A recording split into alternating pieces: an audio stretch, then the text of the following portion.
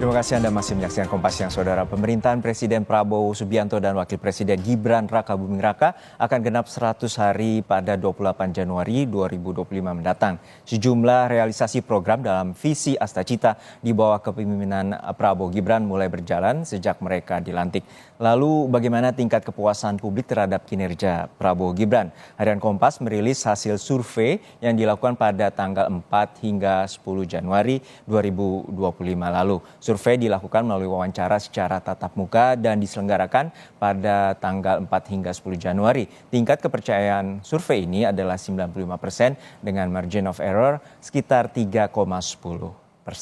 Dan survei Litbang Kompas ini sepenuhnya dibiayai oleh Harian Kompas. Kita lihat seperti apa hasil survei dari Litbang Kompas bahwa indeks kepuasan kinerja pemerintahan Prabowo Gibran menunjukkan 80,9% responden menyatakan puas dan 19,1% mengatakan tidak puas. Sementara di sisi kanan layar adalah tingkat keyakinan umum terhadap pemerintahan Prabowo Gibran, bahwa dalam catatan ini ada 89,4% mengatakan yakin dan 10,6% menyatakan tidak yakin. Oke, berikutnya ada terkait dengan alasan ketidakpuasan terhadap pemerintahan Prabowo Gibran, yaitu terkait dengan ini jumlahnya terdiri dari sejumlah faktor. Alasan tidak puas yang teratas adalah bansos yang dinilai tidak merata dan tidak tepat sasaran.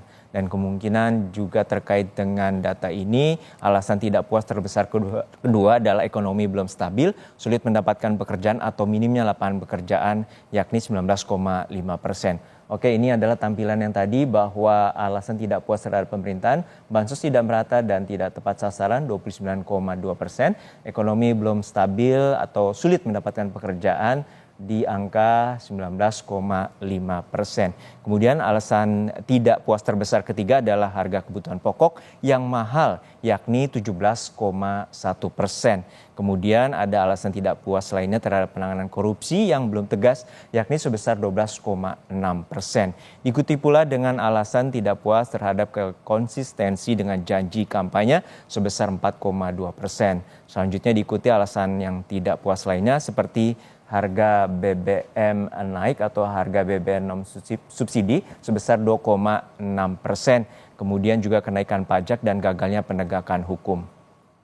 Berikutnya adalah grafik tren tingkat kepuasan Litbang Kompas yang dilakukan dengan membandingkan data pada dua periode pemerintahan Joko Widodo Yusuf Kala dan Jokowi Ma'ruf Amin. Tren tingkat kepuasan yang ditandai dengan garis biru mengalami naik turun dan kemudian dengan berjalannya dengan waktu, begitu juga dengan tren tingkat kepuasan ataupun ketidakpuasan yang ditandai dengan garis merah. Memasuki masa transisi kepemerintahan Prabowo Gibran, tren tingkat kepuasan masih menanjak naik hingga 100 hari masa pemerintahan mencapai angka 80,9%. Sementara tren ketidakpuasannya menurun menyentuh angka 19,1%.